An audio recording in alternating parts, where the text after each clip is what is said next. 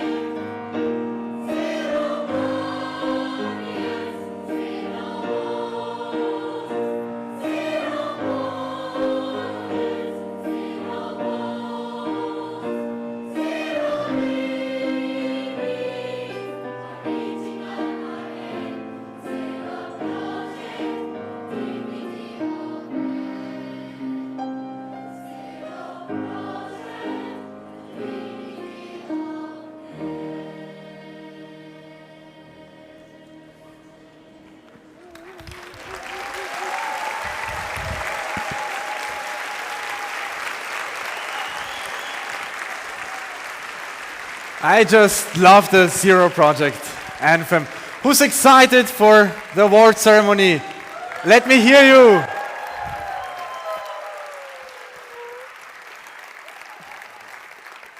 Amazing. I'm so much looking forward, Emily and Yeti. And I can't believe it's my first award ceremony. So you know what awaits us.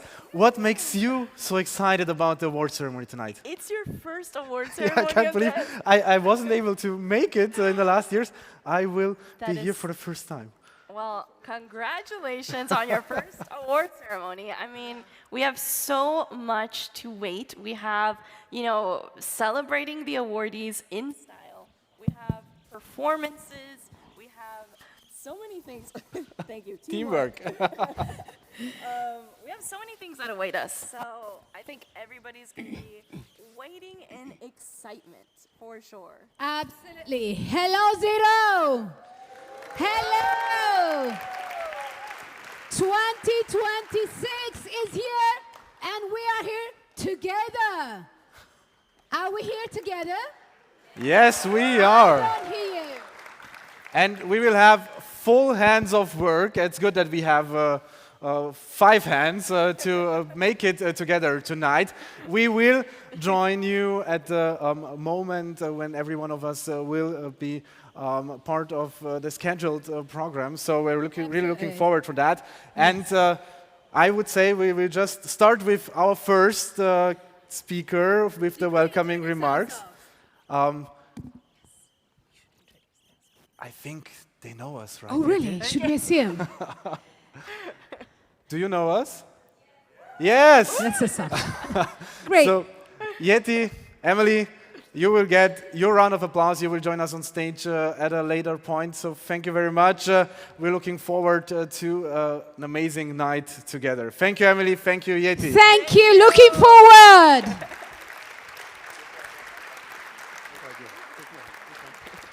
And we will start our award ceremony with a very special guest. We are very honored to have her here. It is not only a sign, it is something very special to know that someone in this position sees the work that Zero Project does and sees it as important for our society, for a world without barriers. We are very excited that we can work together and have a future together where we see the same values in an inclusive society. So with that, we are very excited to welcome the Minister of Labor, Social Affairs, Health, Care and Consumer Protection of Austria, Minister Corinna Schumann. Welcome. Okay. Thank you.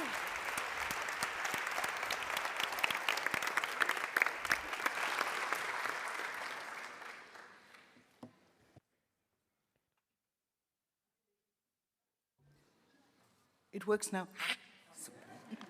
Dear ladies and gentlemen, dear Zero Project community, dear participations from around the world, it's a great pleasure and a true honor to be here today. It's wonderful to see so many people from so many different countries coming together, united by a shared vision.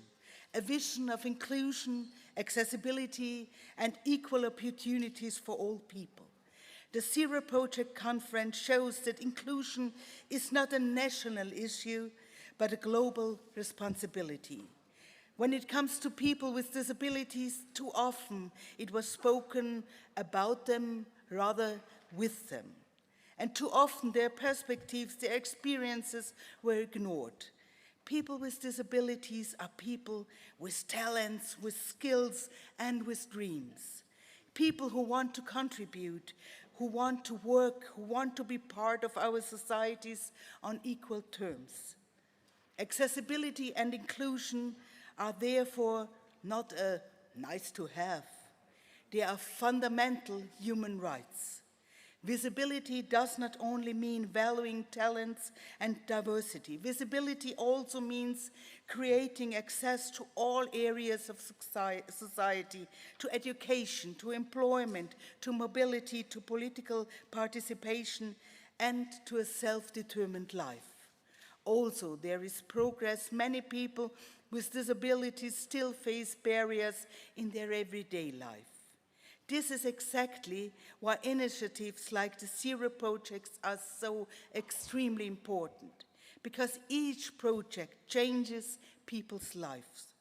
It is truly inspiring to see how much creativity, knowledge, and dedication is invested in order to remove barriers, to create accessibilities, and to open new perspectives. I would like to congratulate all the winners from the bottom of my heart. Your projects are powerful examples.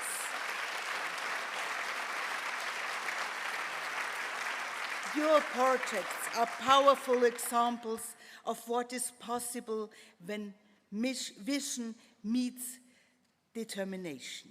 Your work inspires others and helps to move our society forward, so that accessibility, equal opportunities, and inclusion are becoming a lived reality rather than being buzzwords.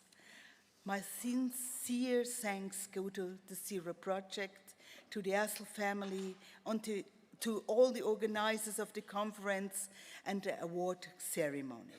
Thank you for your vision and your commitment.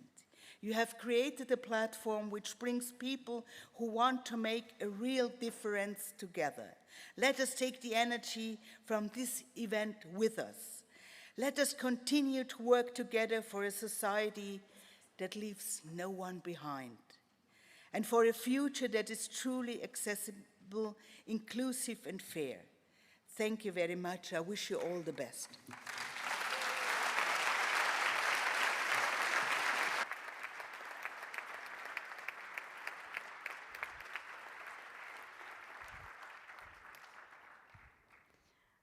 Thank you so much, Minister Schumann.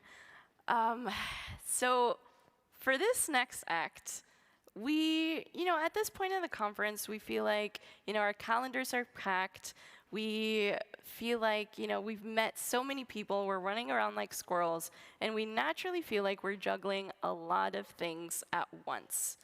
So naturally, we thought, why not bring in the professionals? Indeed, if you've guessed it, we do have a circus.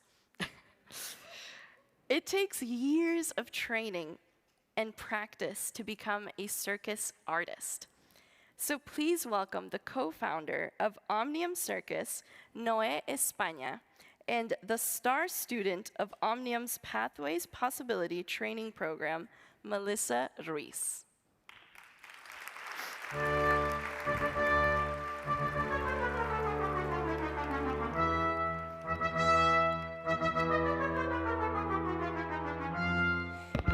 Could we please have the next music?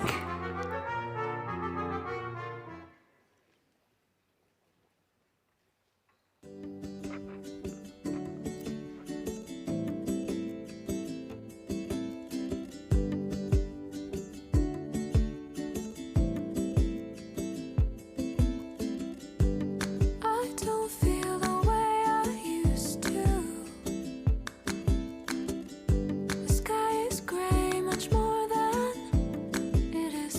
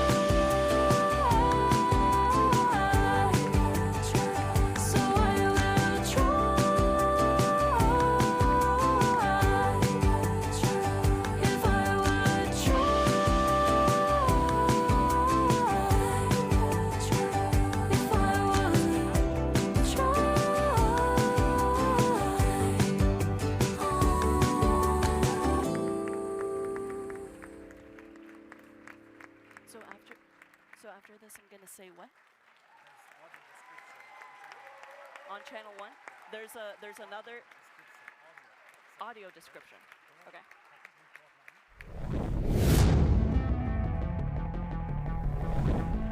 Omnium means of all and belonging to all.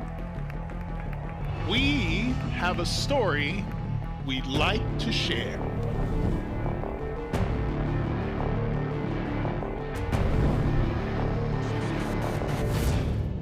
It begins when inspiration meets a dream. Thinking about the opportunity to bring people together in love and in joy, that we can turn barriers into bridges and break down silos and begin to find what's human about all of us, that we can connect and move forward as people and not each in our own little lanes, that we can bring ourselves together. And that's why I created it. I've always had the philosophy that we're human beings, not human bodies. We're not defined by how people see us or in the eyes of others. We define ourselves by who we are and what we choose to do in our lives. That's what Omnium is doing, is showing, hey guys, look what we can do. And when I mean we is, as human beings, it's all possible. Circus is the human spirit's longing for its best self. It's a show like you've never seen before. The heartwarming message. The inclusive, family-friendly showcase of the Omnium Circus. The Circus, which celebrates diverse backgrounds and all abilities. Circus, by its nature, is inclusive. There's always been people from all over the world coming to work and put on a show for an audience. Our show is bilingual in both American Sign Language and English. All shows are audio described for people who are blind or low vision. There's never a sound that goes above 90 decibels, which is the limit for people who have sensory issues. It's totally awesome, and let's hear it for diversity. My son got very interactive with the show. He could barely keep still in his seat. It was good. We were like being kids again. It was the best. I'm leaving so much more joyful than when I came in. I thought the show was wonderful. It blew my mind. It made me cry.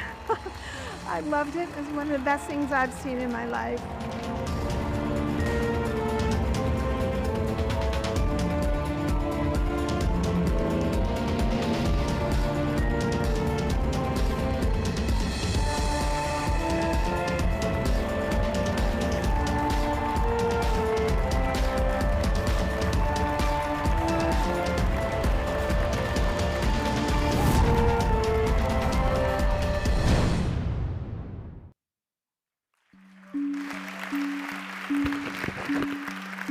Audio description is available on Channel 1. We face challenges.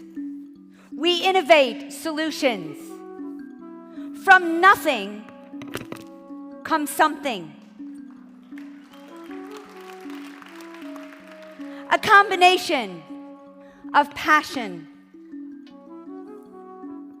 perseverance, and pixie dust.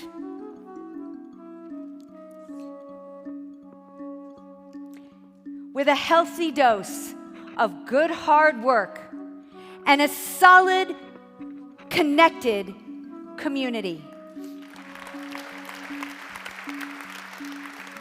We create magic. The real magic that comes from the golden yellow of a sunrise.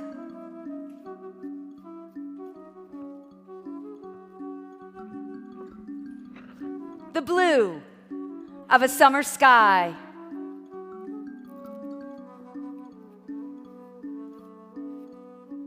And the red of a rose.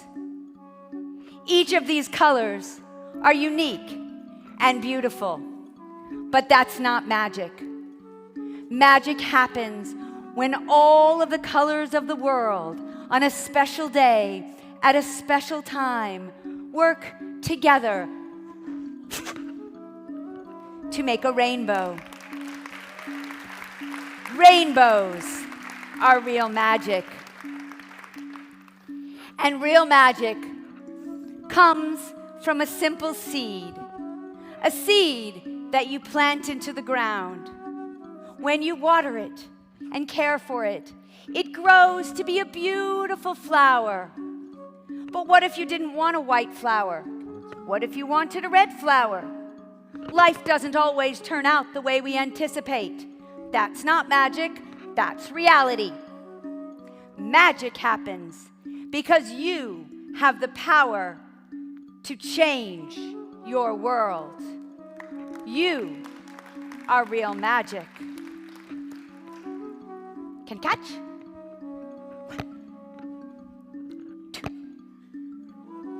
Magic comes. Where'd it go?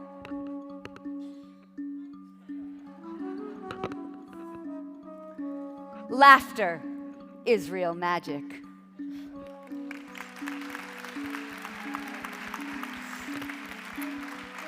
And real magic comes from deep inside the human heart. If you have ever looked around on a day and thought, there is nothing out there for me today. But if you dig down deep in your heart, there is a thing called hope. And if you have hope, magical things can happen.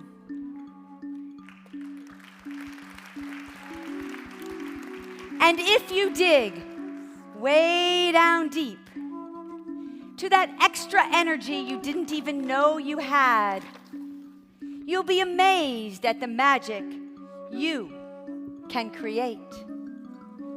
And if you use that extra energy not for yourself, but to help someone else, you might create a miracle. Because together, we are magic.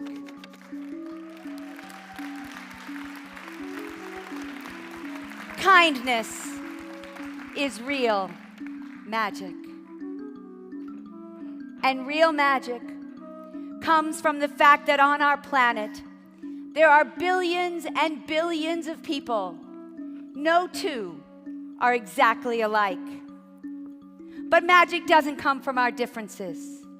Magic happens when a billion completely different people all come together to make the world a better place.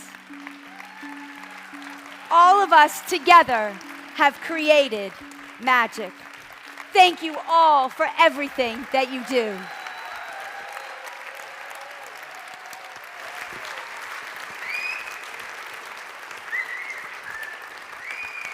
Thank you, Lisa. What a magical start into our night tonight. I'm still impressed. I will have to recheck the videos and to see how real magic works. Thank you very much, Lisa. Amazing introduction for the magical time that we will have together. And of course, to make something like Zero Project possible and happen, a lot of magic has to happen as well. And a lot of magic will happen in the future as well. And to tell us a little bit about the magic, we will welcome the CEO of Zero Project, Michael Fembeck, to the stage. Welcome, Michael.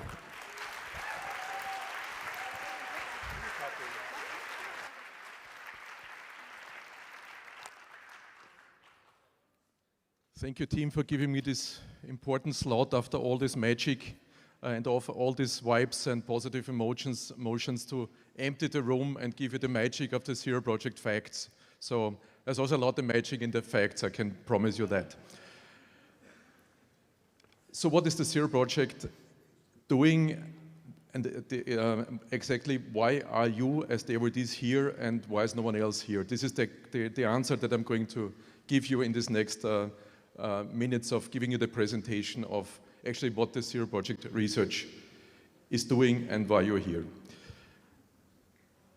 The Zero Project team is behaving like a research institute for 6 months.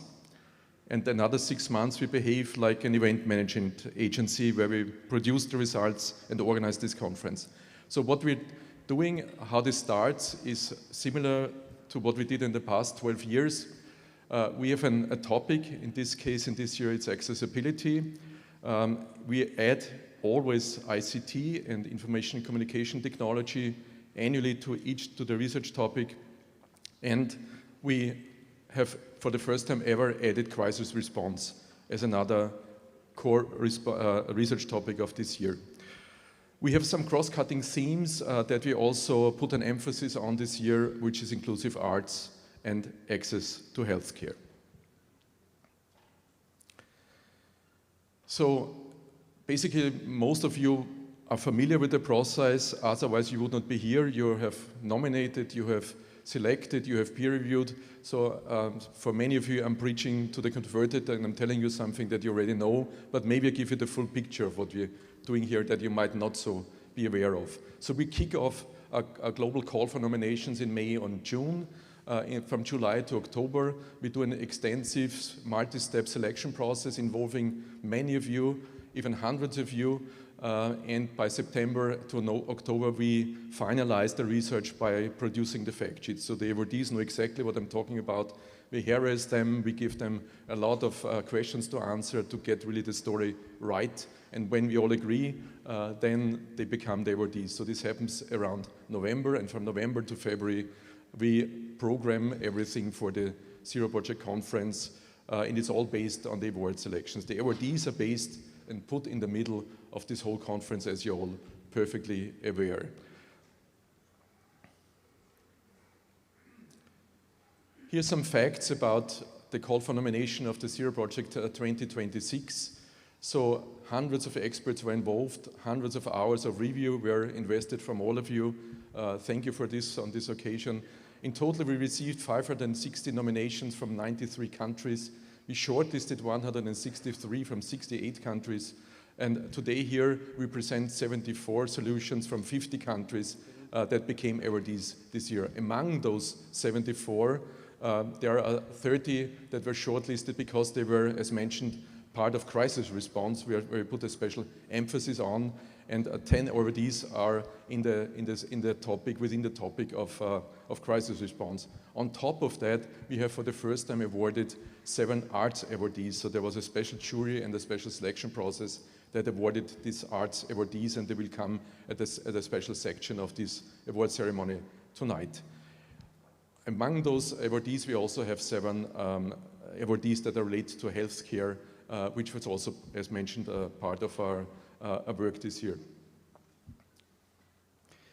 What we always do is we not only look at these awardees individually, we try to find those patterns and those solution clusters where they consist of. So this is an important part of our work, and here are some of these emerging clusters that we found. So it's accessibility standards that improve governments. It's locally produced assistive technology that adds availability and affordability. It's accessibility by design in business, so not trying to make something that exists incrementally accessible, but design it in a way using universal design principles. We have several awardees that are women-led in inclusive healthcare and protection. We have a lot on accessible and inclusive cultural spaces. We have apps supporting neurodivergent users. We have digital navigation tools supporting independent living, and we have a lot on self-advocacy in crisis response. So what do the Zero Project awardees receive, apart from now lining up in the next minutes and getting their rewards handed over by Martin Essler and myself? Well, they get global and cross-sectoral Zero Project network access. They get recognition, they get networking opportunities. They are showcased here as mentioned, but many of them also get an opportunity to also present at other activities of ours, at the Conference of State Parties, at regional conferences. Many of them are part of Zero Project Scaling Solutions, the Zero Project Technology Forum, and a project we call the Equitable AI Alliance. And we promote many of them, in this case all of them, in publications, in press support, in social media support, and we produce podcasts. This is a world map so that they can see that the Zero Project awardees are truly global again this year. So we basically have awardees from all over the world. The most distant one is Vanuatu, which is in the middle of the Pacific Ocean.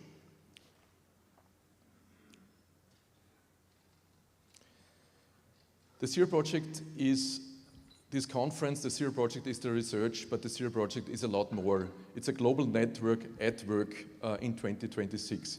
We have regional conferences to come in Mumbai, in Santiago de Chile, and in Singapore. We are organizing technology forums here in Vienna this Tuesday, in Singapore, and there are definitely a lot more to come this year. We have a scaling solution program that supports in a kind of accelerator mode 6 scaling fellows from 6 different countries. We have the Equitable AI Alliance that promotes inclusive and accessible AI. We have a lot of publications and media. You know the Zero Project report. We produced another extensive report only on crisis response measures. And we invest a lot in artificial intelligence tools that are designed to support the Zero Project's mission.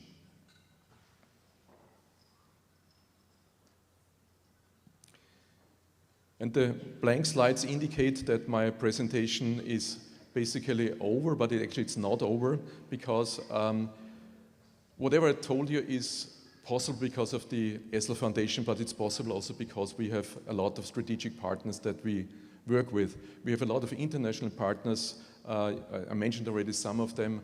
I would also like to mention Microsoft that promote us with our AI development. A lot of international partners that contribute to the existence, success, and growth of the Zero Project. But we also have a strong partner here in Austria right from the beginning, and this is what we also like to honor at this award ceremony. So I'd like to come forward to me on stage, Mrs. Marion Morales Albiniana Rosner, representing Bank Austria. Give her a warm welcome.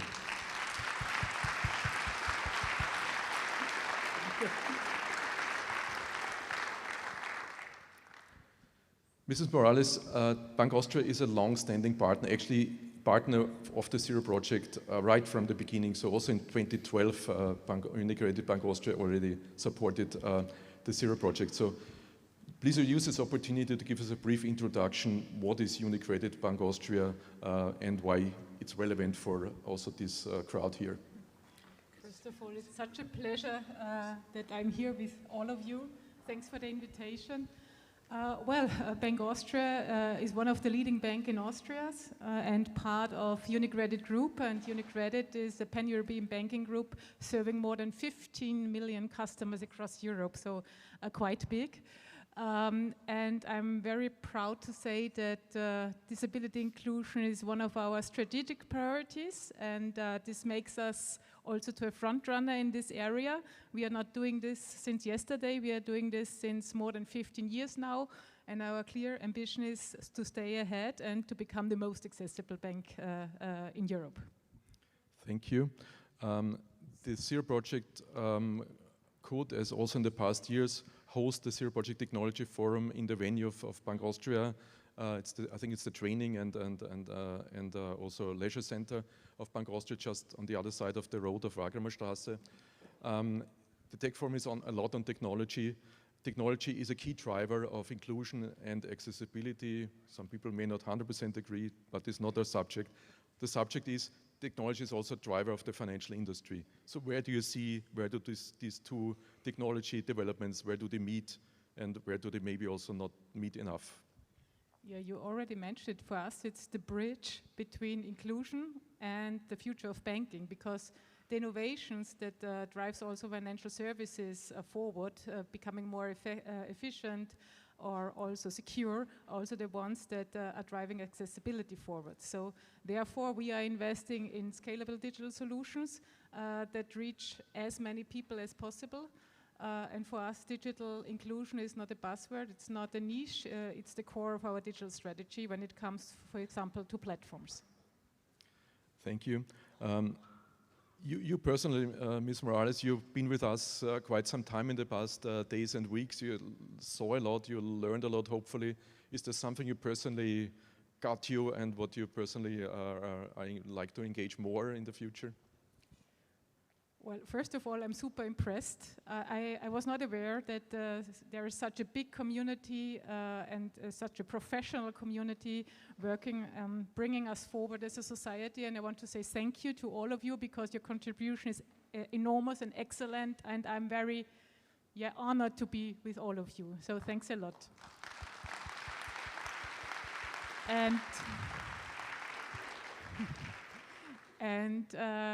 what touched me also very much because is that I mentioned that also in the art, inclusion is super important because I was not aware about this and I never thought about that, to make also art accessible, not only, okay, the more functional world for mobility and whatever we are talking about always when it comes to disability inclusion, but really also to do something for the heart, and art is and comes from the heart. Thank you so much. And you know that art and the heart also meets the Essel family, so there's a good connection that we are also looking forward to. Thank you so much. Thank you for joining us. And I'm handing back over to the masters of the ceremony for the award ceremony. Thank you. Thank you so much. Thank you. Thank you, Michael. And a big applause to Bank of Austria. I want to bring to you an African proverb. I don't know where exactly in Africa, but we say, if you want to travel fast, travel alone. If you want to travel far, travel together. So we're so proud of all of the partners that have been traveling together with the Zero family. Big applause for the Bank of Austria and all of them. Thank you so much. Excellent. And we will definitely be together. And welcome to this very exciting, highly awaited award ceremony. And we're going to start it. This is the time to honor our awardees of this year. And this year we have 81 awardees totally. Big applause for the 81. Perfect. Yes. Last year, thank you. Last year we had 77 awardees. This year we have 81. So we will be starting the first block of the awardees. I know you're too excited. A big difference that I want to tell you this year is that it's not the incognito AI voices that you will hear. It's rather the sleepless, selfless, hard-working Zero Project team who are going to announce the awardees.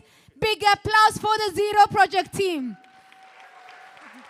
Thank you. And let's pan to the stage to give them the chance to take us through the first exceptional 20 awardees. By the way, this is alphabetical. Don't think it's the first 1 to 3, okay? It's just only alphabetical. Over to the amazing, sleepless, hard-working Zero Project team to the first block of awardees. Robin, the floor is yours. Oh.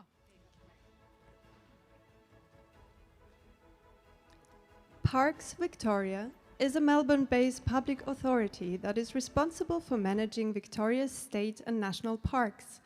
The Accessibility Evaluation Manual is an evidence-based guide for non-experts to assess and improve access in national parks. It provides checklists, illustrations, and plain language guidance and is used by rangers and shared internationally.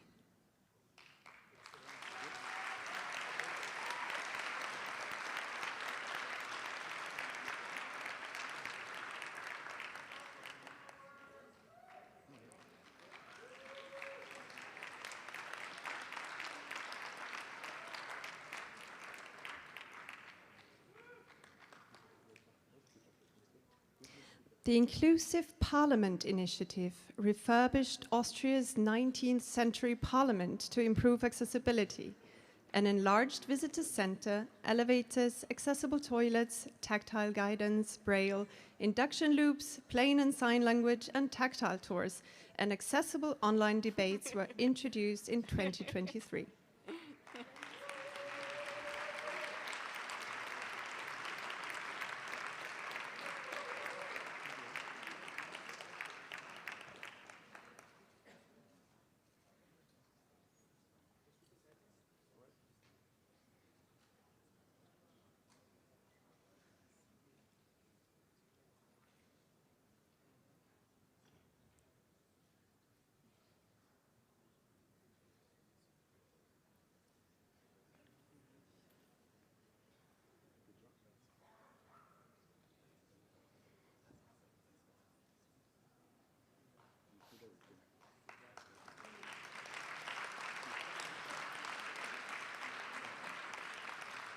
CBM is an international NGO that promotes inclusive development cooperation. Its inclusive mobile cash transfer program combines accessible technology and additional cash support. Launched in 2020 in response to Cyclone Amphan in Bangladesh, the program has provided multi-purpose cash assistance to more than 3,000 affected households.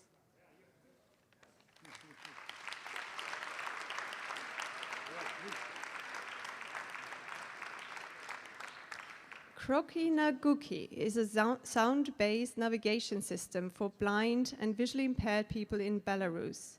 Electronic devices connect via Bluetooth to the BuzzPoint app to provide real-time transport info, route guidance, entrance location, green light requests, and electronic queue booking.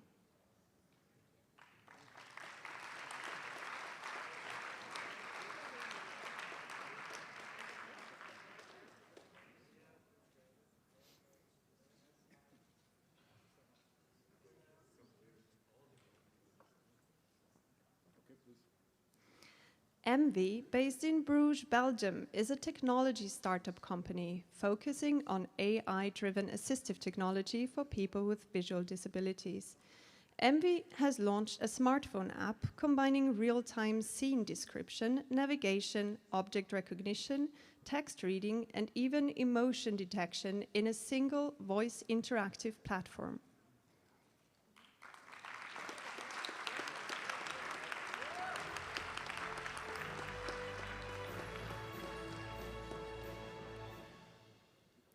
EPR is a European network of disability service providers with over 30 members in over 18 countries.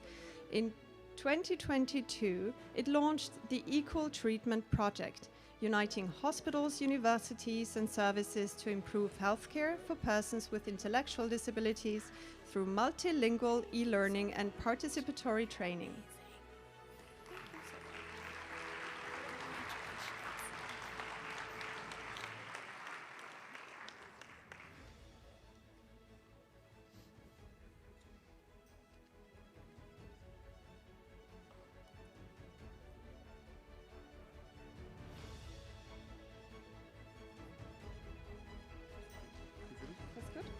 Yeah.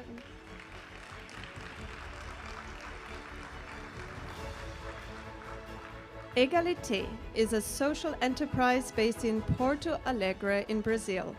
It operates a recruitment platform and inclusion programs to promote employment for persons with disabilities. Its job map and accessibility program combines architectural audits with functional job assessments to identify and address workplace barriers.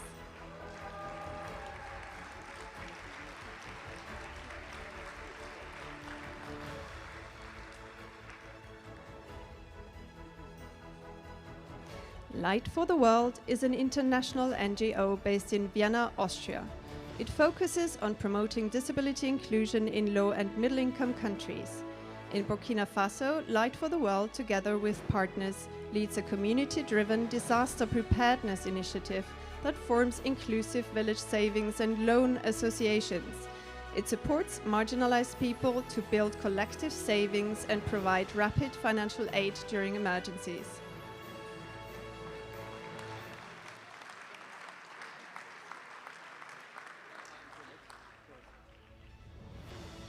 Accessibility Standards Canada is a public entity headquartered in Quebec and focused on developing accessible standards. Its center of expertise is an online hub for all, promoting expertise and co-development of those standards. By 2025, the hub had 32,000 visitors and over 35,000 active participants.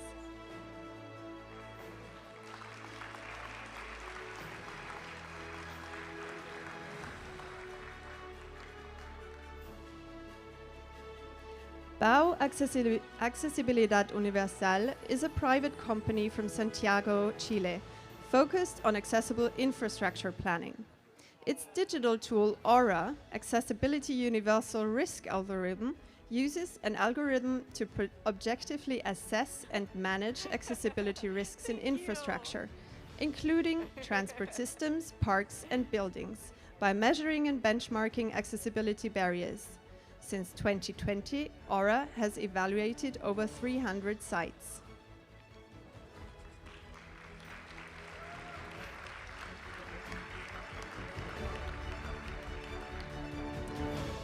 Autist App from Chile is a free mobile app in Spanish to support autistic adolescents and adults. It offers 9 modules, for example, pictograms, self-regulation, education, situational mutism cards, and job board. It also works offline and had over 85,000 downloads last year.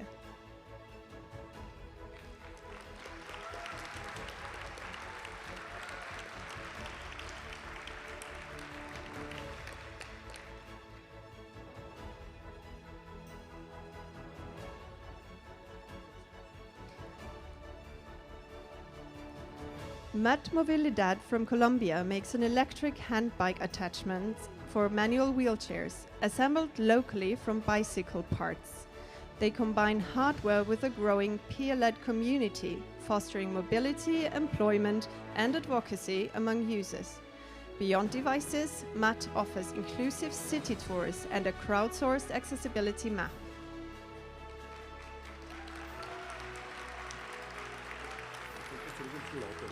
Okay.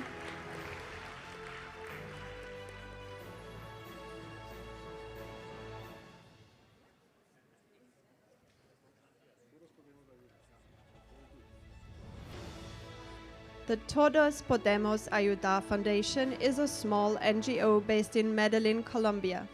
It encourages innovators to develop and share innovative assistive technologies. Its online platform, Real Problems, Real Solutions, shares open source tutorials and designs for low-cost practical assistive devices such as 3D printings, keyboards, and adaptive clothing.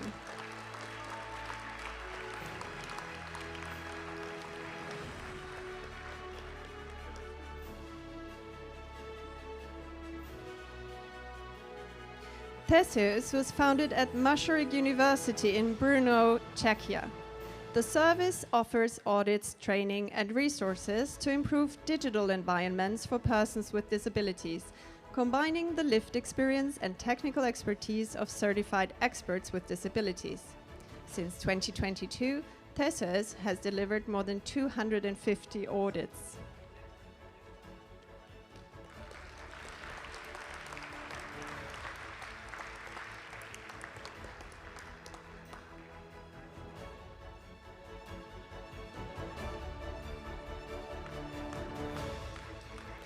Herup School is a public educational institution in Copenhagen for children with developmental and physical disabilities. In 2021, the school and the architecture studio Matters used the opportunity of renovation and expansion to add many accessibility and inclusion features like creating flexible, calming, and purpose-built spaces, supporting both students and staff.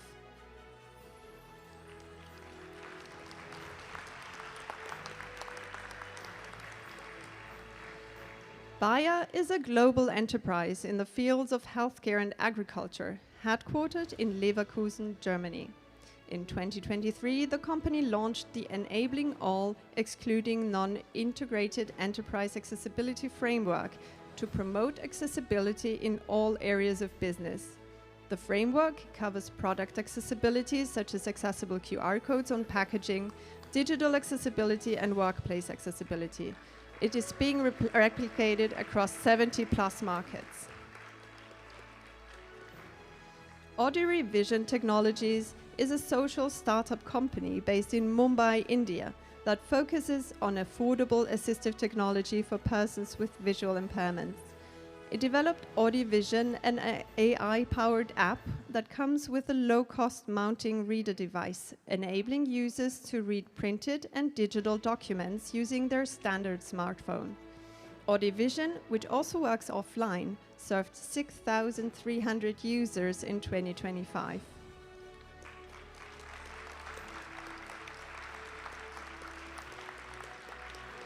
The No Barrier Foundation is a mid-sized NGO based in Gurugram, India. It has developed NovaFlix, a streaming service that uses AI to create audio descriptions for blind and visually impaired viewers. It combines sponsorships and low subscriptions, leverages legal copyright exceptions, partners with NGOs and tech firms, and has expanded across South Asia since May 2023.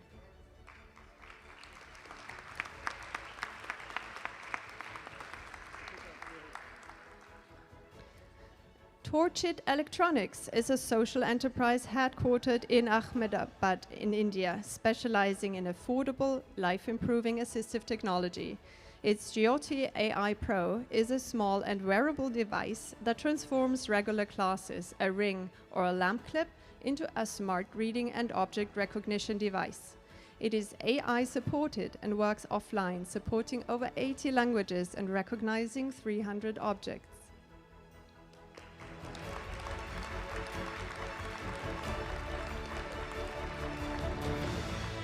Yakum Emergency Unit is an Indonesia-based NGO that, together with partners, runs a program called IDEAXI, which enables persons with disabilities and at-risk groups to co-design new solutions related to disaster response and climate resilience. Providing mentorship, peer learning, and flexible grants, IDEAXI fosters scalable, locally owned approaches.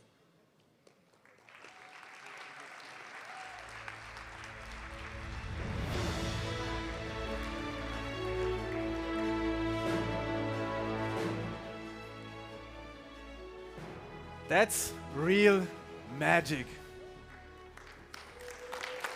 Innovation solutions that are changing lives, creating opportunities for people to partake in their society, in our world. And for the first time at the Zero Project Award ceremony, there is an inclusive arts part in the ceremony, projects that were exclusively selected for their approach to inclusive arts. And for that, I would like to welcome Isabella Essel, who's responsible for the inclusive arts projects at the stage. Isabella, welcome.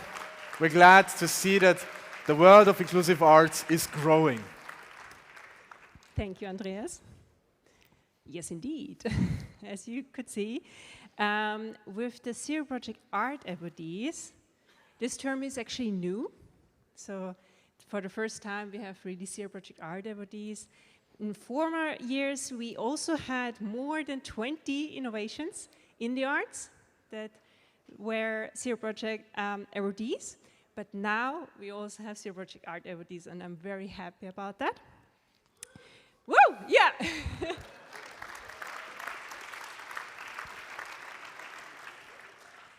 What is also new is that the Zero Project Art Awardees were selected and chosen by the Zero Project Inclusive Arts community members. So it was a community effort to find to select from all the great nominations that we got, the 7 that we are now going to have on stage. As I said, 7 innovations across the world, and yeah. I'm looking forward to have them on stage. I'm excited. Let's welcome them. And of course, the next round of awardees. Those are our arts awardees. Let's welcome them with a big round of applause. Thank you.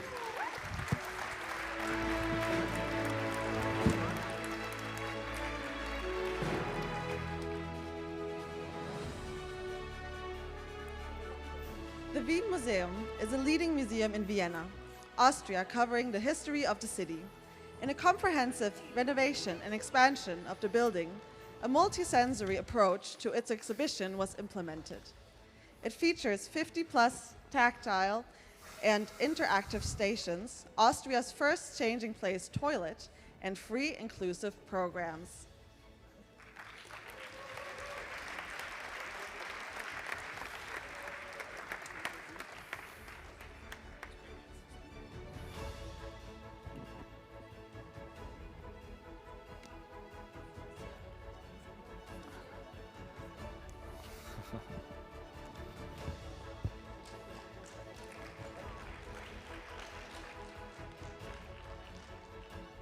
Motiva, a large transportation company headquartered in Sao Paulo, has implemented the Centarios project through Motiva Institute, a private entity managing the company's social activities. Since 2023, 11 major Sao Paulo metro stations have been hosting accessible exhibitions showcasing renowned Brazilian artists with audio descriptions, braille texts, sign language interpretation, and easy-to-read information.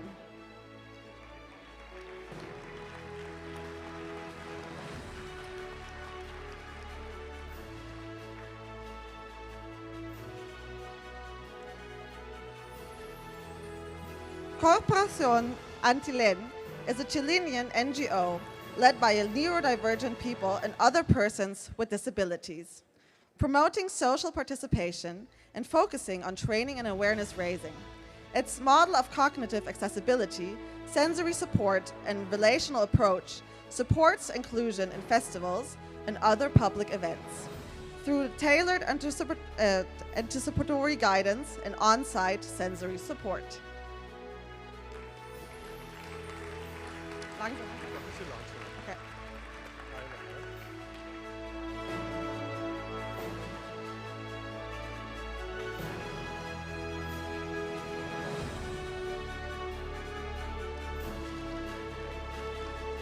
Suisha, part of Horizons, a charitable organization formerly known as Cope Foundation, based in Cork, Ireland, works with artists who are neurodivergent or intellectually impaired.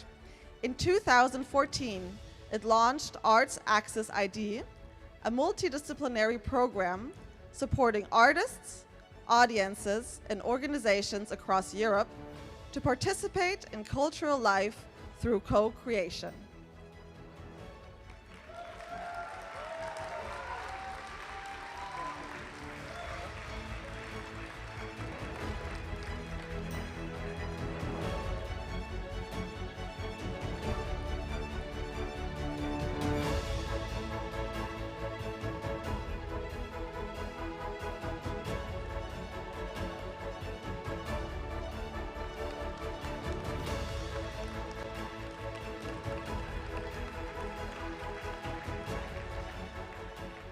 Stitching Possibilite, a disability-led NGO based in Utrecht, the Netherlands, organizes the Sen City Festival, an immersive and inclusive music event designed by and for persons with hearing impairments. The festival incorporates sensory elements such as light, scent, taste, vibration, and sign language interpretation, enabling audiences with and without disabilities to share the same experience.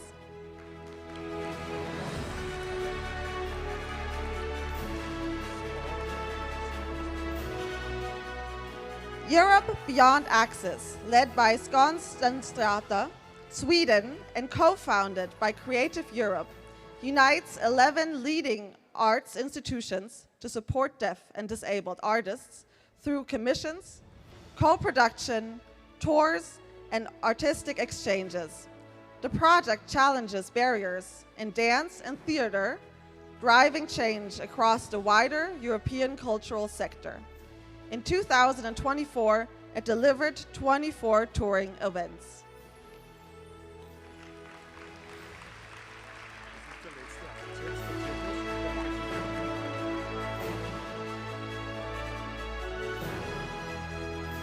Based in New York, Omnia Circus is a woman and disability-led social enterprise producing accessible, inclusive circus shows.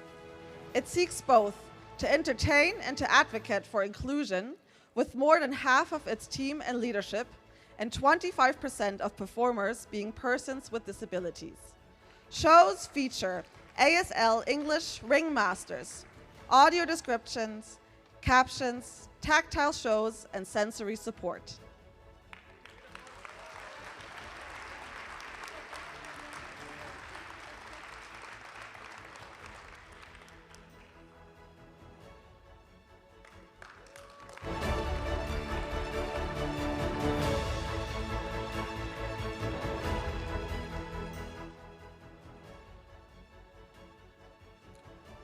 Lord Rehabilitation Equipment, a woman-led company based in Tehran, Iran, produces affordable assistive devices using quality standards and locally adapted to users' needs. Lord Care produces are sold via online catalogs and through partnerships with therapists. Since 2013, the organization has grown from a small operation to producing over 40 types of devices.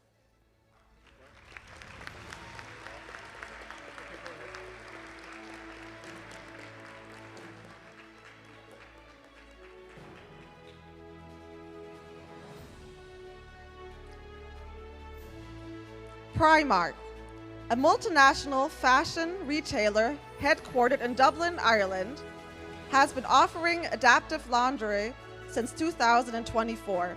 And starting in 2025, it has been offering adaptive clothing as well. Developed in collaboration with designers with disabilities, consultants, and consumers, Pathmark brings affordable adaptive clothing to physical stores in its global markets.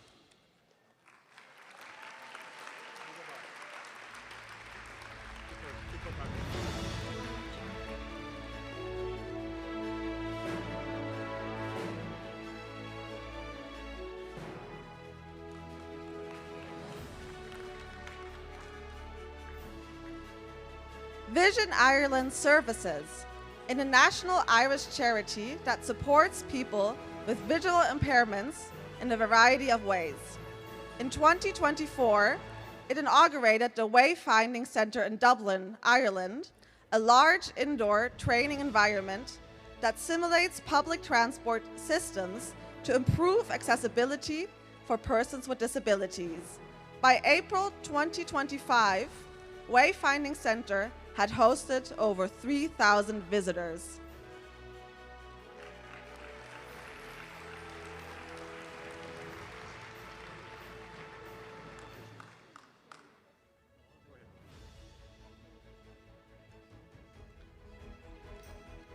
Beit Izzy Shapiro, a leading innovation-driven NGO from Israel, promotes inclusion for persons with intellectual disabilities through therapeutic, educational, and assistive technology programs. In 2021, it launched a program to improve dental care, enabling patients with intellectual disabilities to avoid general anesthesia.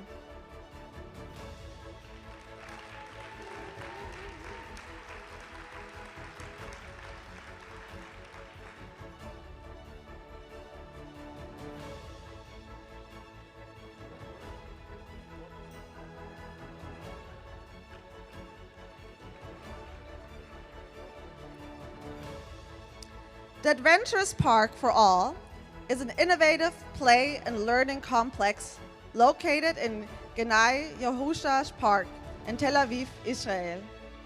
Opened in 2023, the park offers inclusive design through specialized sensory galleries and adapted activities for children and people with visual, cognitive, and physical disabilities. The park's educational programs and outreach activities serve schools, families, and support professionals alike.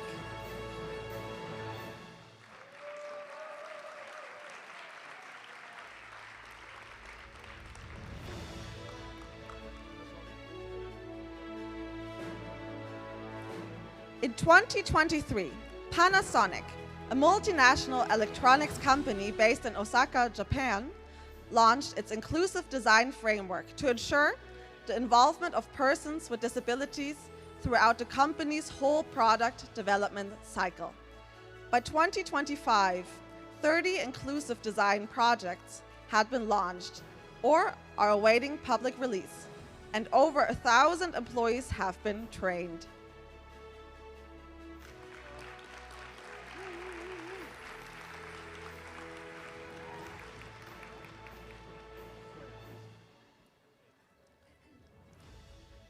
POCE, the Organization of Persons with POCE,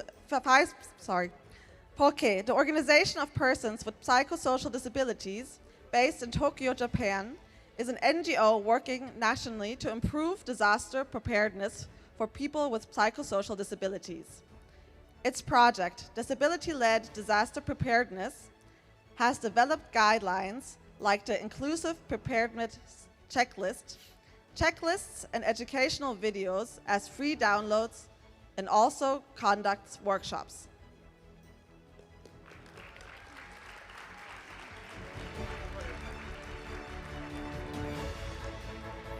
Zero Bionic, headquartered in Nairobi, Kenya, is an ICT startup focusing on inclusive educational technology. It built an AI-trained, 3D printed robotic hand that signs STEM content in real time for deaf students' content. Launched in 2022, Zero Bionic has grown through partnerships and international replication, reaching over 500,000 students in 120 African schools.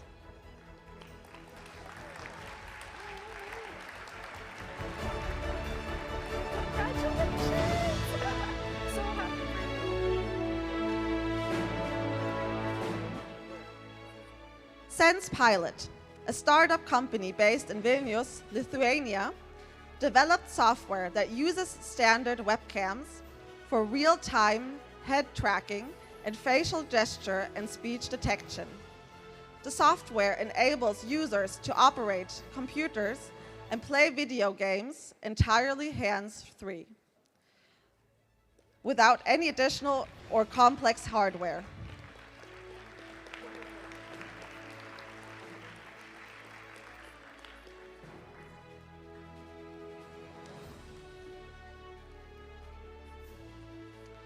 World Vision is a large international NGO focusing on vulnerable children and their families.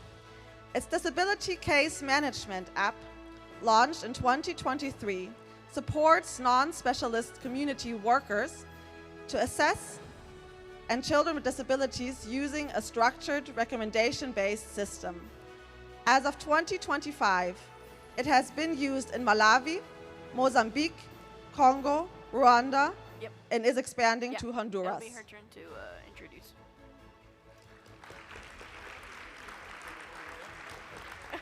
I think she does. Solutaria is a Montenegro-based startup company that launched Sophie Sofa, a free digital speech therapy developed as an electronic game for children aged 3 to 9. The app trains language and pre-literacy skills using games and music models that are created with parents, therapists, and educators.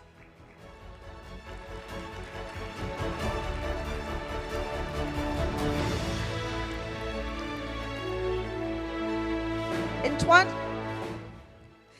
2023, ADN NV, headquartered in Amsterdam, the Netherlands, began building the accessible payment terminal audio solution as a standard on its hardware.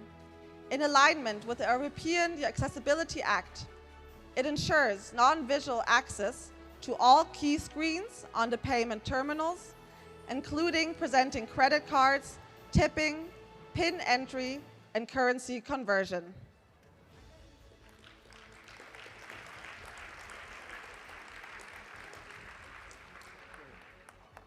Noor AI Equal Access from Pakistan is a non-profit, multilingual AI chatbot that helps women and girls with disabilities access confidential information on disability rights, gender-based violence, and referrals to verified legal and psychosocial services. It works offline, is available 24/7, and has served over 18,000 users and enabled over 5,200 referrals.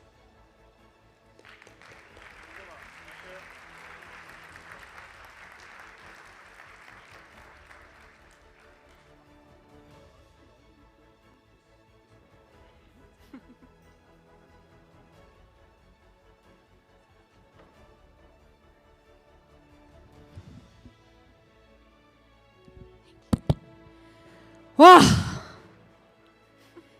Congratulations to all the awardees. I know. Thank you. Yes, we appreciate them, we celebrate them. This is the time to honor. We are now in a very important segment, and we thank our Zero Project team members as well as our awardees for helping us to be on time, because we want you to have more time to socialize, network. It's now time for our keynote speaker, and I feel so delighted and humbled to be able to invite a prominent person in this world who has won a bronze Paralympic medal 3 times. 3 times! Hat-trick! But also, who has been a 4 times world champion medalist. But also another important point, a former Minister of Government Transformation, Public Procurement, Public Works and Procurement in Canada, Honorable Carla Qualtro.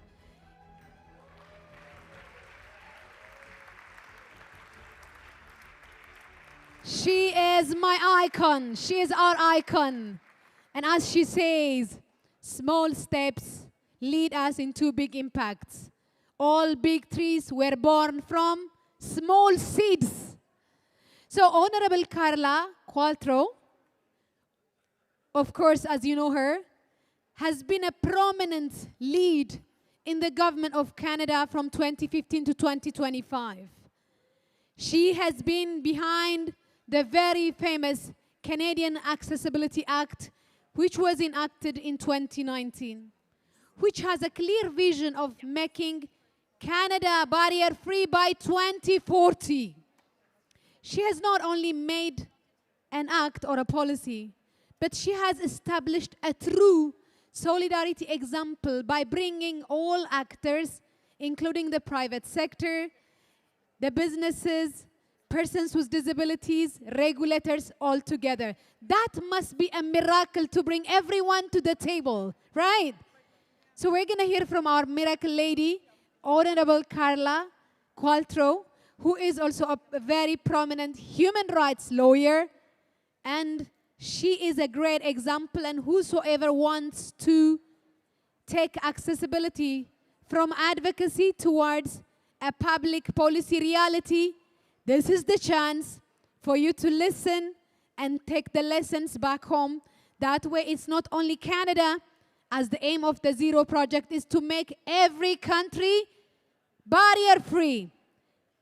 Help me, join me in inviting Honorable Carla to the stage. Thank you so much. Thank you for honoring our invitation. Thank you for joining us this evening. Thank you for being our candle lighting and giving yourself to make Canada and all the world accessible. Honorable, the floor is yours. Wow. Wow. Well, thank you very much. My goodness, what an introduction. Thank you, everyone, for having me here today. I'd like to begin by thanking the Zero Project for inviting me to join you this evening. It's an honor to be part of this celebration of innovation and leadership in removing barriers for people with disabilities around the world. I'm going to tell you a story about our journey towards an accessible and inclusive, disability-inclusive Canada. This story is deeply personal for myself and others in the room today. My name is Carla Qualtro. I'm a 50-something-year-old woman with blonde hair and glasses, wearing a brown jacket and white shirt. I've been legally blind since birth and have around 10% corrected vision. Very early on, I learned that the world wasn't designed or built for people like me. I also understood from a young age that people would make assumptions about what I could and couldn't do, based solely on the fact that I can't see very well. These formative experiences truly shaped the person that I am today. Next slide, this one, look at this. So these are pictures of me in go back to the swimming one. These are pictures of me in 1988 and 1992. Well, you saw them. You probably don't need to see them again. There we go. I competed for Canada in the Paralympics in the sport of swimming. It was actually my involvement in the Paralympic movement that informed a lot of my thinking on disability inclusion and systemic change. So let me pause here to address the elephant in the room. The various hairstyles that you will see over the next few slides. Please try and focus on my words and not my hair. So I'm going to share with you the journey from this young swimmer to this. Next slide, please. Being Canada's first ever Minister of Accessibility and Disability Inclusion and leading the country through a process that resulted in groundbreaking accessibility law. But let me back up a few steps. Thank you, Team Canada. After swimming and before politics, I practiced human rights law. And while Canada has a very robust human rights system that prevents discrimination on the ground of disability, it is, for the most part, quite reactive and not very systemic. And this frustrated me as a litigator. I thought, in fact, I knew that we could do better. I also strongly believed that we had to acknowledge and reconcile the history of how people with disabilities had been treated in Canada. A history of exclusion, marginalization, institutionalization, and legislated poverty. Disability services rooted in the medical model, and governments who decided what was best for the disability community and imposed decisions. There was no disability policy to speak of. Put another way, the government of Canada was not in the business of removing barriers. There was a deep mistrust of government by the disability community, and rightfully so. People with disabilities had never seen their government fighting for them. The belief that we could do better, that people with disabilities in Canada deserved better, is what brought me into politics. It was both an honor and a daunting task to be appointed Canada's first ever Minister of Persons with Disabilities when I was first elected to Parliament in 2015. And it was not clear, you don't even understand this, it was not clear by any means what would come next. My party's election platform included only one sentence that mentioned disability. But one sentence was all we needed. That one sentence was a commitment to creating a Canadians with Disabilities Act. In my mind, achieving this would begin to right historic wrongs. I believed we could rebuild trust, but only if this was done with, not to, the disability community.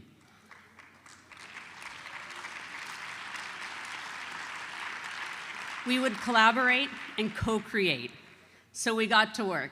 Next slide, please.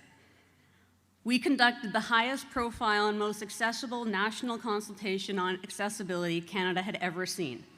Actually, it was the most accessible consultation that the Government of Canada had ever done on any topic. We asked one very straightforward question: what does an accessible Canada mean to you? We would build an entire system based on what we heard. We held 18 in-person meetings with 1,400 people across the country, and as minister, I attended most of them. We held a 2-day National Youth Summit where 120 young people from across the country, young people with disabilities, spent 2 days gathering, including 3 hours with myself and the Prime Minister. We had an online component that received 4,300 submissions. Next slide, please. The result was the historic Accessible Canada Act of 2019. The ACA committed to making Canada barrier-free by 2040 and has created a proactive system to identify, remove, and prevent barriers to disability inclusion.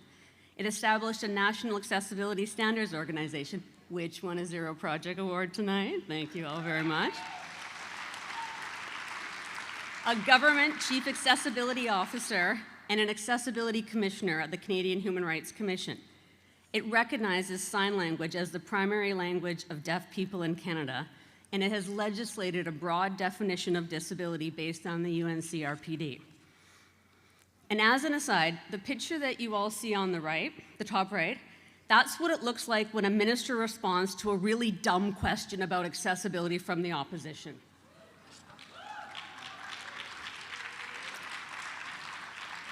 As a more positive aside, I'm deeply honored that the Accessible Canada Act received a Zero Project Award in 2022. Next slide, please. So this law was foundational, but it wasn't enough. The Government of Canada needed a consistent and modern approach to disability policy, programs, and services. The government needed to put a disability lens on decision-making, and we needed specific actions. In the 2020 speech from the throne, the Government of Canada committed to creating a Disability Inclusion Action Plan. Once again, there was only one sentence in over 7,000 words that mentioned disability. But once again, one sentence was all we needed.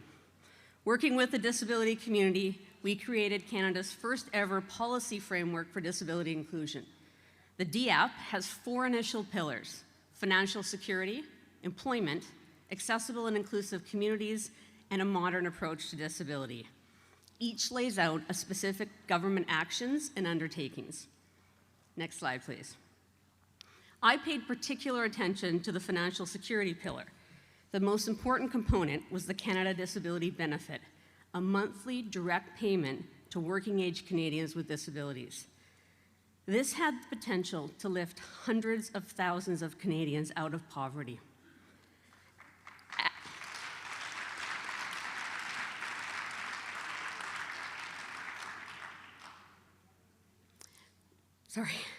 Adding a new element to Canada's social safety net was really complicated.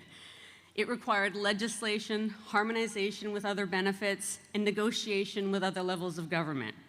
The design and delivery were super complex. And we were a minority government, so we needed at least one opposition party to vote with us. And once again, we worked with the disability community. It took 2 tries and 1 other election, but the Canada Disability Benefit Act became law in June of 2023. The 2024 budget invested $6.1 billion over 6 years to establish the benefit.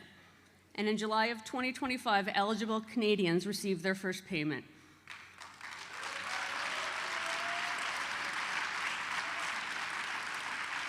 In 2025-2026, 465,000 people will receive this benefit.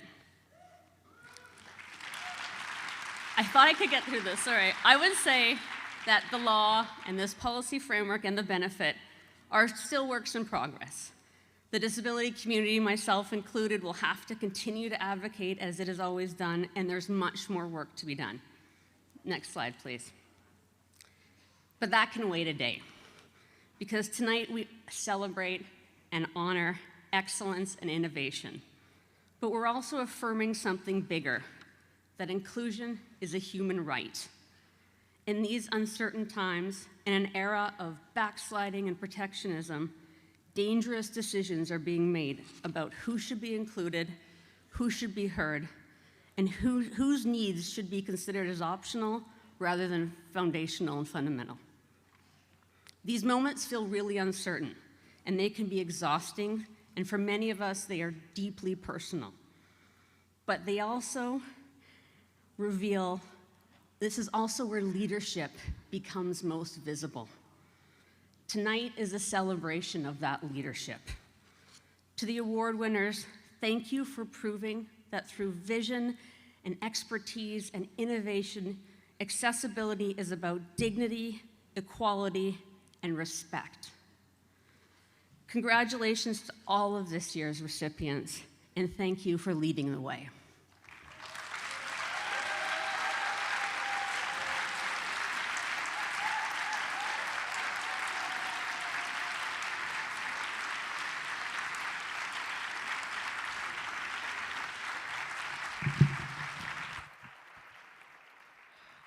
Wow. What an incredible, powerful reminder on how urgent it is to move accessibility into public policy reality. Can we give another round of applause for Ms. Carla Qualtro?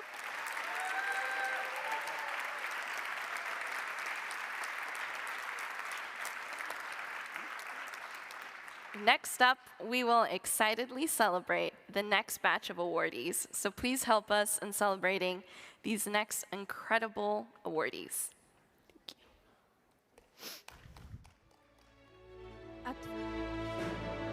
Atfaluna Society for Deaf Children is a Palestinian NGO in Gaza that was founded in 1992 by a women's group. In 2024, Atfaluna started a locally managed community kitchen providing daily hot meals to families affected by war and poverty. The kitchen is run by 20 persons with disabilities, especially hearing impairments, who are trained as cooks.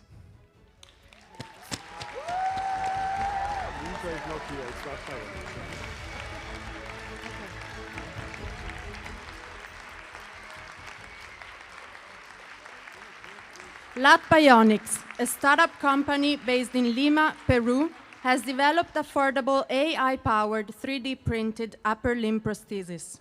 Using a smartphone and other 3D scanning and CAD tools, it enables remote customization and local manufacturing. Production takes 2 to 3 weeks at about 10% of the cost of imported robotic prosthesis.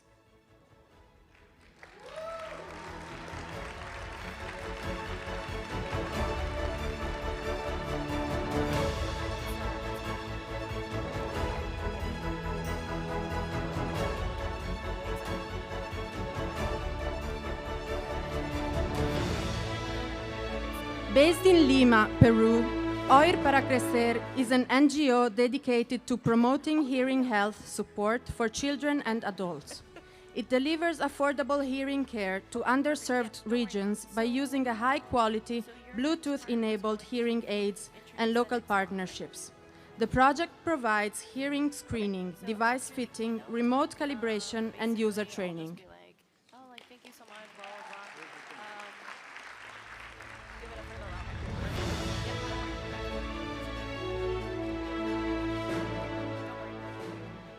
The Social Insurance Institution, ZUS, is a Polish state organization responsible for social insurance matters, serving over 28 million customers per year. In 2019, ZUS implemented ZUS Without Barriers, a national policy to make the system accessible for all. It involves architectural, digital, and communication upgrades, WCAG-compliant websites, e-visits with sign language support, in-person services, and the accessibility of 250 buildings.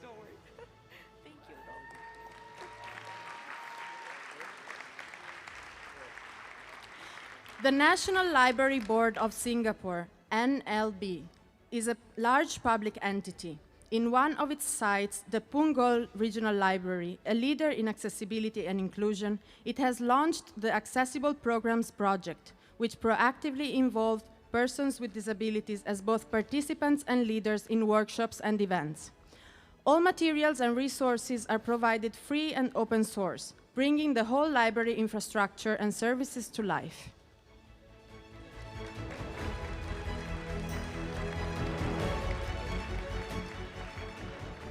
The Geodetic Institute of Slovenia leads the development of a comprehensive accessibility map, integrating public data from governments, service providers, and first-hand users' feedback. Covering 104 municipalities and over 50,000 mapped elements, the project provides up-to-date, verified accessibility information for persons with disabilities, supporting safe, independent, multimodal mobility and policy planning.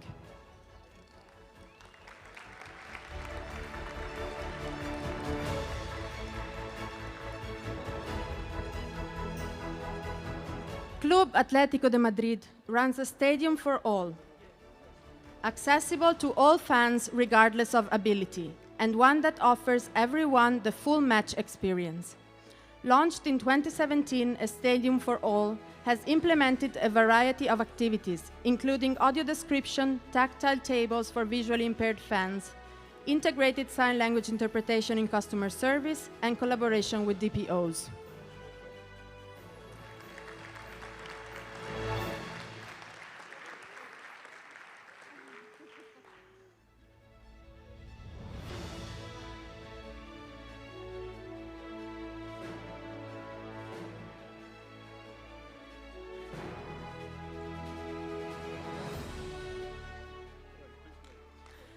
Fundación Once, a leading Spanish disability NGO, partnered with Guardia Civil, Spain's national police, to develop a pictogram-based communication guide for emergency situations.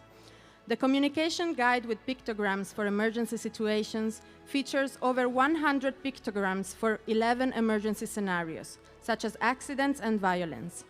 The guide has been distributed to over 3,000 service offices across Spain.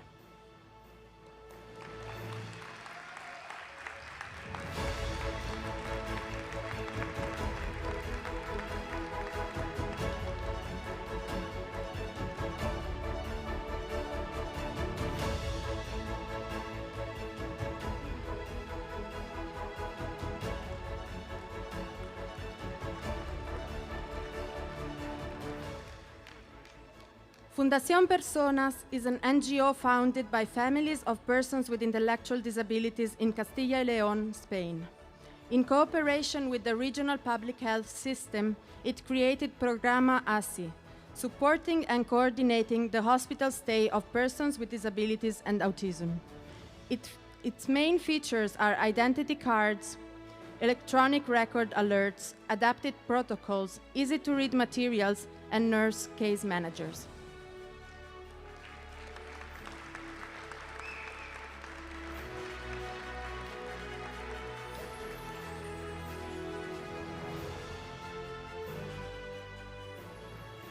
Fundación SIFU, a leading Spanish NGO for social and labor inclusion, partnered with iHarp Association to deliver a digital music tool enabling people with severe disabilities such as cerebral palsy or ALS to play music using only eye or head movements. The project trains therapists, offers affordable lifetime licenses, and continues to scale internationally.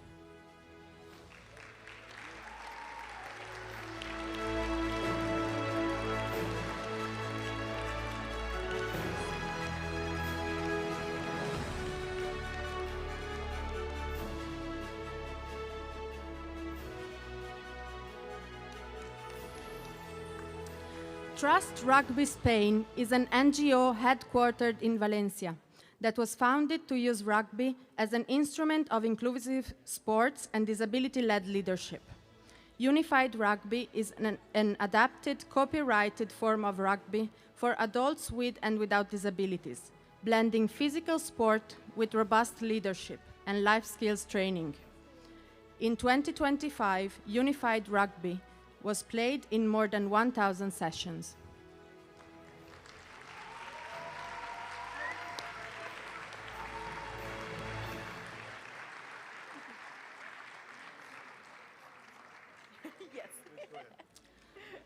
Dramaski is a small public-funded media company based in Stockholm, Sweden, run by and employing deaf persons in all roles. The company produces original TV content, translates video and web materials, and develops educational resources all in Swedish Sign Language. The main language is sign language from concept to production, supporting the linguistic development, cultural identity, and visibility of children, young people, and adults.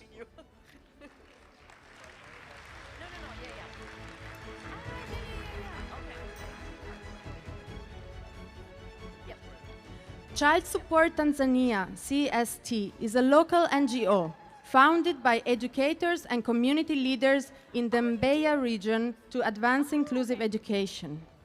With its child-to-child-led accessibility audits and inclusive renovations program, schools are becoming more accessible and children are becoming empowered to be agents of change. Since 2022, 22 public primary schools were assessed and renovated.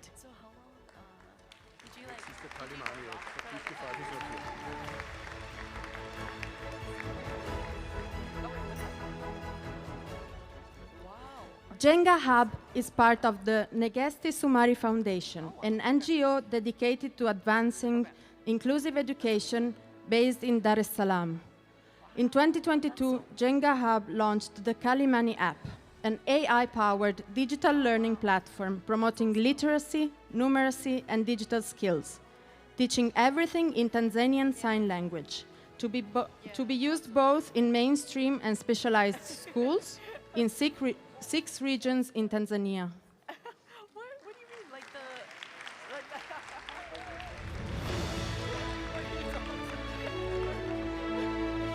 Cure Bionics is a social startup based from Tunisia, pioneering the production and distribution of smart CE-certified bionic hands in Africa and the Middle East. Cure Bionics integrates 3D printing, gamified training tech, and decentralized care, delivering high-quality prosthetics to underserved areas and supporting local clinicians. Between 2023 and 2025, more than 50 users were fitted and over 150 clinicians trained.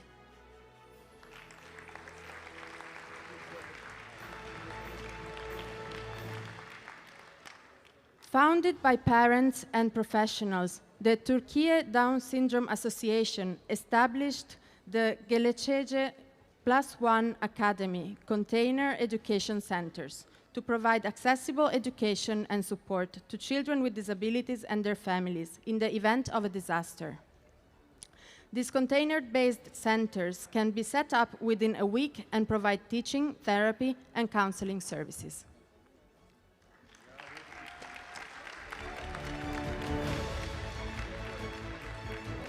Headquartered in Kiev, Ukraine, Blagomai is an NGO working to improve the lives of children deprived of parental care. Its Brave in Spirit project promotes rehabilitation centers with advanced equipment and support, especially for children who have been affected by war-related injuries. The equipment provided is mainly used for physical therapy, mobility, and functional recovery.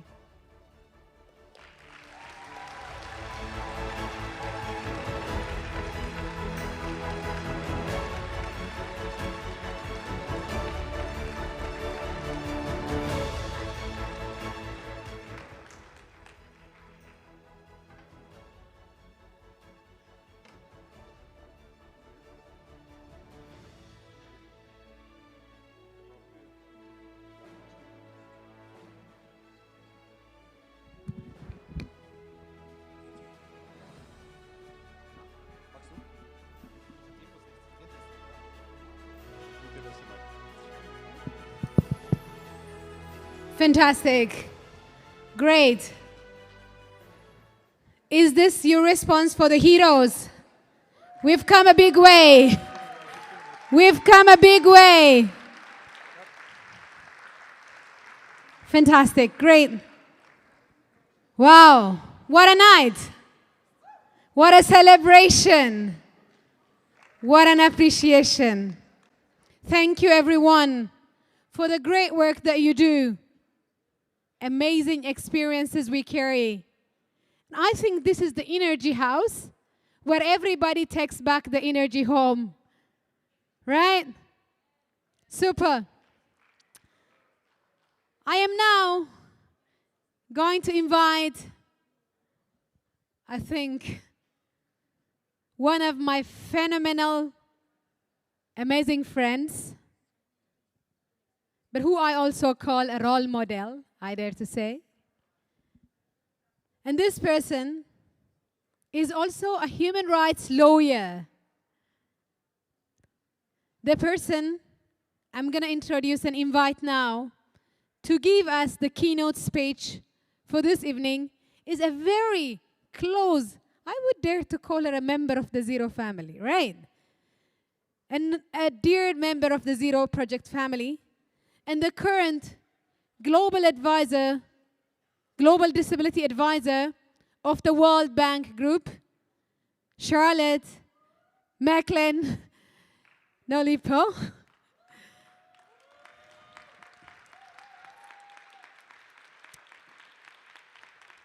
You know, in such uncertain times, when global economy is being challenged, the first thing to be out is inclusion.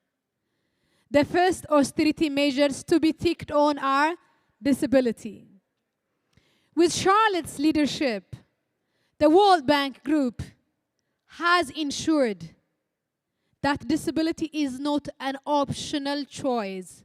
It's rather an organizational credibility choice that will be maintained in investments, policy dialogues, and country-level operations. With her amazing leadership, we have seen disability inclusion not becoming negotiated to be off the list of priorities. We understand global institutions are being challenged and are really being tasted in terms of how disability should be done. But the World Bank Group, with the amazing and exceptional leadership of Charlotte, has maintained its promise, has raised the bar, and is changing its commitments into actions. She is the only person to share with us the how, and also we're extremely delighted to have her as a keynote speech today, as she embraces a huge experience, even lucky to work under the Mandela administration, even a former Human Rights Commissioner in South Africa, Human Rights Commission, a former UNICEF colleague, and I know very well is one of those people who shaped and served in the USAID under the Obama administration before she came back to the World Bank Group. This phenomenal lady is not just one, she's many to me, and I'm sure you'll benefit hearing from her. The floor is yours, my dearest, shining Charlotte. Yes. So thank you, Yeti. Thank you very much. And thank you to the Essel Foundation, to Martin in particular, and to the Zero Project team. And I have to say a particular thank you to the amazing, just absolutely amazing volunteers. Can we give them a round of applause?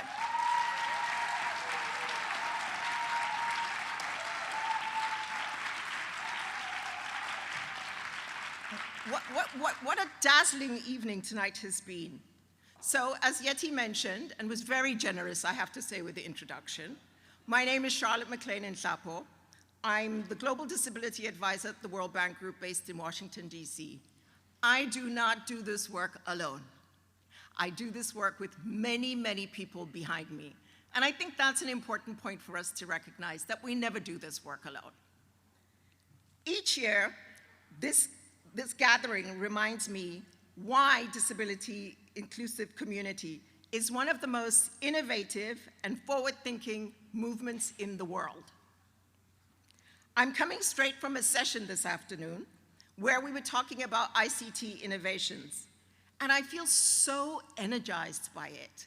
We had 5 excellent pitches that showed the breadth of accessibility and really look at how we can go to scale and impact. And that, for me, is what Zero is about.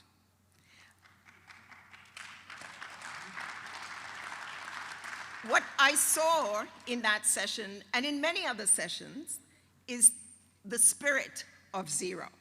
It defines the Zero Project. Rooted in solutions of lived experience, driven by technology, and powered by deep commitment to equality and equity. So I've had the privilege of attending, I think, most of the Zero Project conferences, many times over, and I keep on coming back. What sets the community apart is not only the remarkable ideas, it's very much the commitment to action, to co-creation, to collaboration, and from where I sit, to global impact. Let's be clear. Zero Project is not just a conference. It's a catalyst. A place where solutions are discovered, where solutions are matured and propelled into the real world. And the real world where they change lives of persons with disabilities. Another essential element that comes out of Zero is partnerships that are formed over the course of these days that go way, way beyond. This year's focus on ICT and accessibility and crisis response could not be more timely. Around the world, digital systems are becoming the backbone of essential services. Think about it, in education, employment, health, social protection, and in energy emergency alerts. But unless these systems are accessible, we know, all of us in this room know, that they reinforce exclusion. Unless crisis response mechanisms consider persons with disabilities from the start, they deepen vulnerability. What gives me hope is that all the innovations that I've seen over the last couple of days are challenging this, and they are beginning to shift the narrative. They show us that accessibility technology is not just a technical add-on, but a foundation for resilience, dignity, and human development. We know through these solutions that accessibility is possible, we know that it's scalable, and we certainly know that it's transformative. So this evening, we gather here to celebrate you, because you, all of you, are the builders of this inclusive world. At the World Bank, we see daily how essential accessible ICT is to development in relation to inclusive digital public infrastructure, in relation to accessible education, and in looking at inclusive social protection systems. So these are not small interventions. They shape opportunities for generations, and they remove barriers. What we learn here at Zero helps inform our work within governments around the world. Many of the innovations that I learn about at the Zero conference, born in this space, I take back to governments that I work with. And many of those find pathways to scale through global partnerships. Tonight's awardees represent the very best of what happens when creativity meets commitment. You're tackling some of the world's most persistent barriers with courage and ingenuity.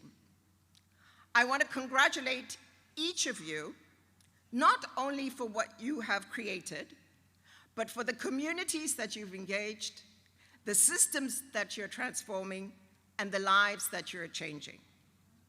Your work inspires me. Your work inspires institutions like the World Bank to push further, to move faster, and ensure that disability inclusion is embedded in every aspect of development. As we honor tonight's awardees, let us also recommit to working ahead, because at this time, more so than ever before, it is absolutely essential that we do the work. Let us support these solutions to grow. Let us help them reach new countries. Let us ensure that accessibility becomes a global norm and not an exception. Congratulations to all the awardees, and thank you very much.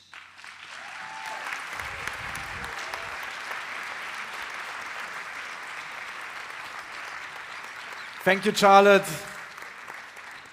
Thank you for your great words. And I think we should do exactly that, celebrate the last batch of awardees. They're already prepared, ready to be celebrated, to go out and to have an impact. So let's welcome the last round of awardees for tonight's award ceremony. Applause for them.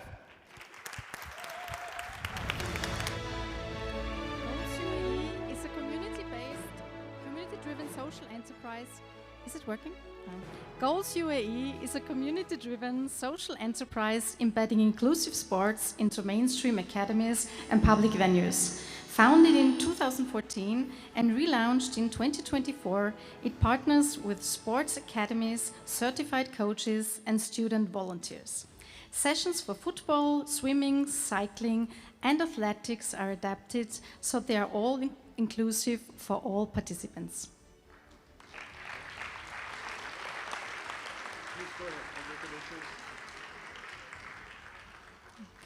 Zayed Authority for People of Determination is a public entity in the United Arab Emirates tasked to support persons with disabilities. In 2023, CHO initiated the issuing a parking permit for persons of people of determination program, which allows persons with disabilities and their families to apply online for parking permits in all 7 Emirates with the same procedure.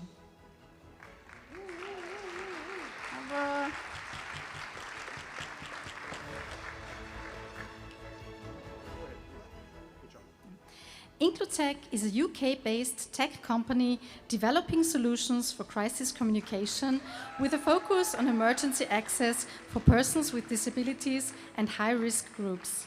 Its TAP SOS app enables non-verbal emergency alerts in multiple languages, utilizing advanced technologies such as live GPS sharing and encrypted health profiles, and is fully integrated into the 999 emergency services in the UK.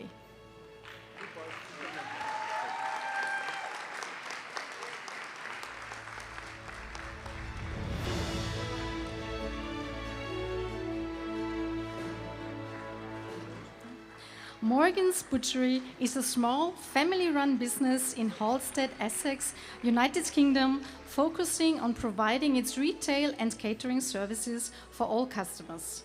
The Breaking Down Barriers project removes obstacles through a variety of measures, such as a Braille price lists, hearing loops, and staff training in Makaton, an easy-to-learn communication system combining speech, signs, and symbols.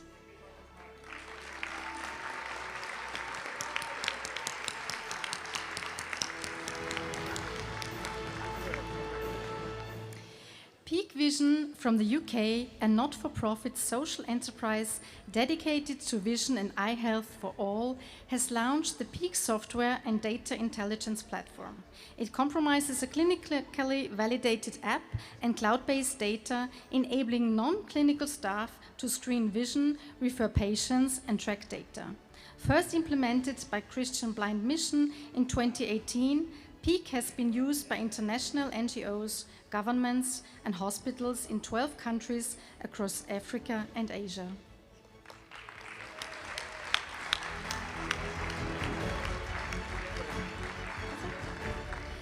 Synapse is a for-profit, UK-based startup technology company developing AI solutions for automated photorealistic sign language translation. It integrates digital signers based on real deaf persons who receive royalties. Its software enables on-demand translation of written content into sign language videos for British and American Sign Language, now deployed in public service, media, and travel services.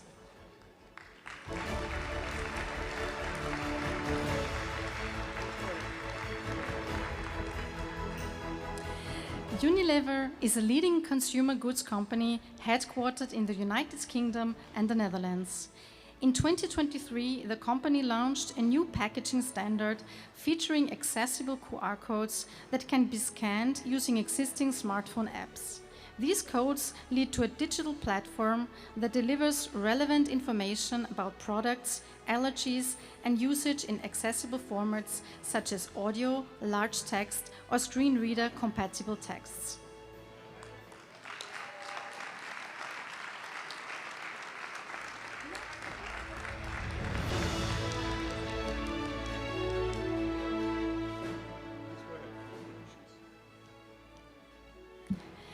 ELSE for Autism Foundation, launched in 2009 by Ernie and Liz ELSE in Florida, supports individuals with autism through sports.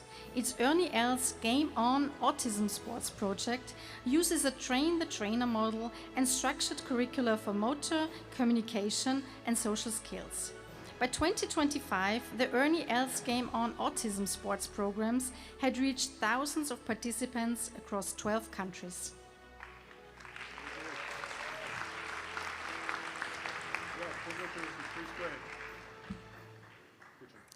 Meta is a leading ICT multinational company running the social media platforms Facebook, Instagram, and WhatsApp. In collaboration with the company Essilor Luxottica and its Ray-Ban glasses, Meta has developed lightweight smart glasses with integrated cameras, microphones, and AI functionality. It also connects with Be My Eyes AI, a non-profit platform connecting live volunteers to users in need of guidance, object recognition, text reading, or everyday mobility.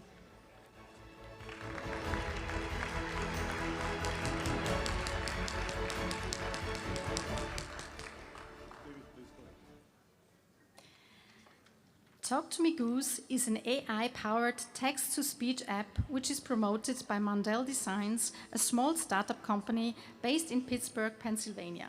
Talk to Me Goose works on iOS devices and turns all input by keyboard, touch, voice, or assistive switches into rapid natural speech. Thus, it enables persons with ALS and other non-verbal conditions to communicate independently.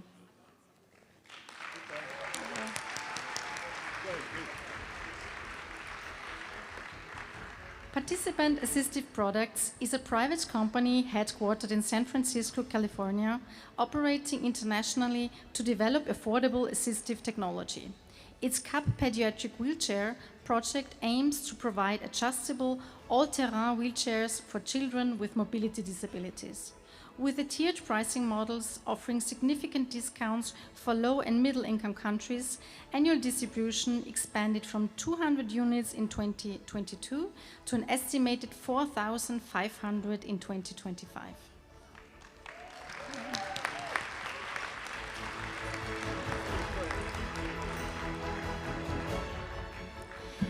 Penta Medical Recycling is a US-based NGO working internationally. It collects surplus prosthetic limbs and components from clinics, manufacturers, and private donors in the United States and then distributes them to clinics in low and middle-income countries.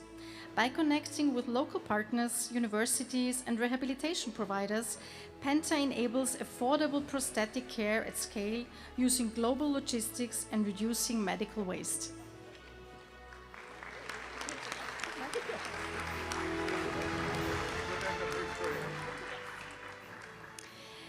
Rebookey Vision Technologies, an assistive technology producing company headquartered in Tucson, Maryland, in the US, has developed the Rebookey app, supporting persons with low vision in optimizing their visual experiences.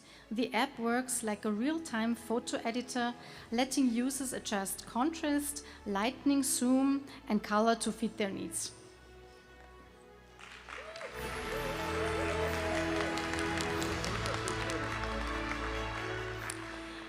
Taptic, a tech startup based in Westfield, Indiana, in the US, develops wearable solutions that use vibration signals to support navigation of persons with hearing disabilities.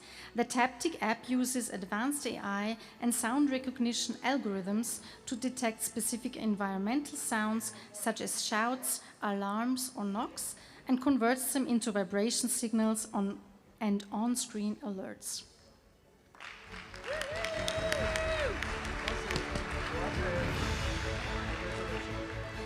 The World Institute on Disability is a disability-led organization founded in Berkeley, California in 1983 to promote the rights and full inclusion of persons with disabilities worldwide.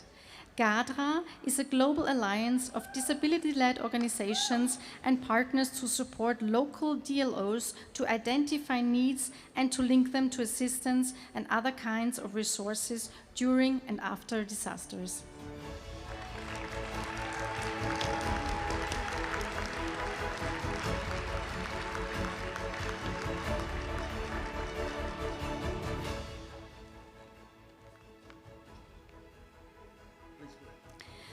World Vision Vanuatu, a national branch of the global NGO World Vision, runs the Vainua campaign to address menstrual health for women with intellectual disabilities. Developed with the London School of Hygiene and Tropical Medicine, it provides training for women with intellectual disabilities and their caregivers and distributes reusable period packs combined with story-based education. Bravo!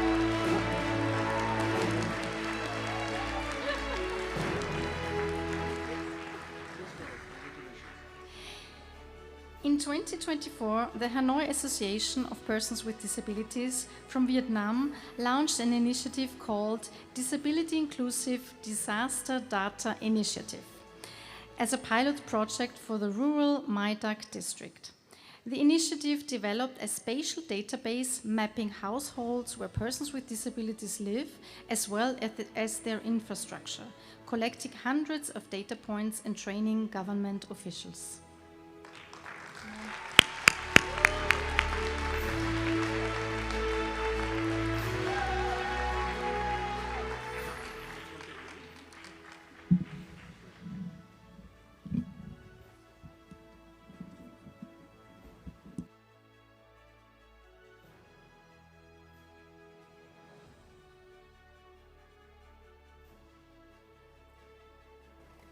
We are a great team, Emily. We You turn really on, are. yeah, it's good. This is actually disability innovation in action.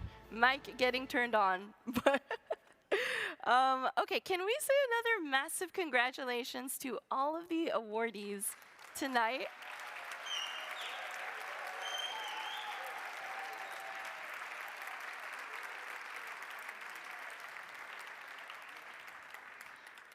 This night is exactly what happens when disability isn't treated as an afterthought, but instead it's a driver to imagination, possibility, and the future. And in that topic, one of the awardees celebrated tonight, iHarp, will actually be performing tonight at the celebratory dinner, so be sure to tune in and enjoy to that tonight. Okay, everyone, so now this is one of my most favorite parts. So everyone who is currently seated in the audience in this room, please come up to the stage with me, with all of us, for our infamous group photo. So don't be shy. Everyone start coming up. None of us bite. So everyone means everyone, and I saw the picture from last year, and I'm pretty sure we will have a bigger one, a better one. So everyone with mobility devices, come here to the stage. And we have also prepared Yes, of course. for our photographer Of course, yeah. to have his own personal stairs prepared. If you want to be in the picture, be as in the middle as possible so that we can see you.